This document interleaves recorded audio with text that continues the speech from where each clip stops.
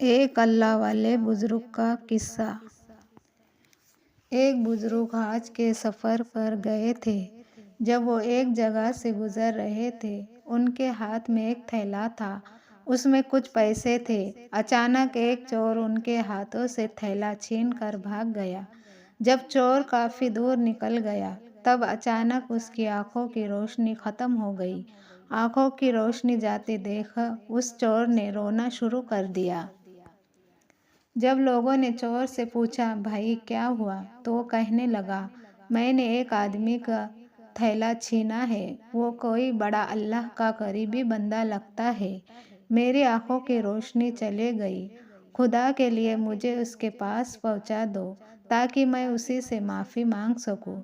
جب لوگوں نے پوچھا کہ یہ قصہ کہاں پیش آیا، تو کہنے لگا، فلاں نائی کے دکان کے قریب پیش آیا۔ لوگ اس کو اس دکان پر لے گئے اور نائی سے پوچھا کہ اس طرح کا کوئی آدمی یہاں سے گزرا ہے، آپ اسے جانتے ہیں؟ اس نے کہا، مجھے اس کا گھر تو پتہ نہیں، مگر نماز کے لیے وہ آتے جاتے رہتے ہیں، اگلی نماز کے لیے پھر آئیں گے۔ یہ لوگ انتظار میں بیٹھ گئے۔ وہ بزرگ اپنے وقت پر تشریف لائے۔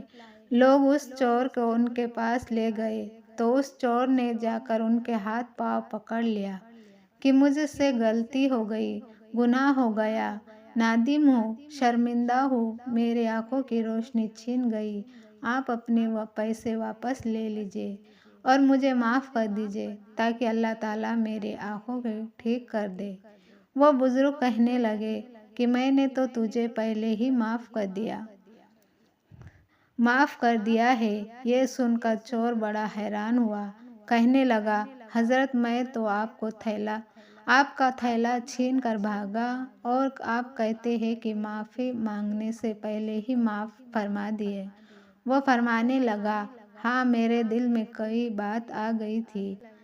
فرمانے لگے، میں نے ایک حدیث پڑھی جس میں نبی اکرم صلی اللہ علیہ وسلم نے فرمایا کہ قیامت کے دن جب میرے امتی کا حساب پیش کیا جائے گا تو میں اس وقت تک میزان کے قریب رہوں گا جب تک میرے آخری امتی کا فیصلہ نہ ہو جاتا۔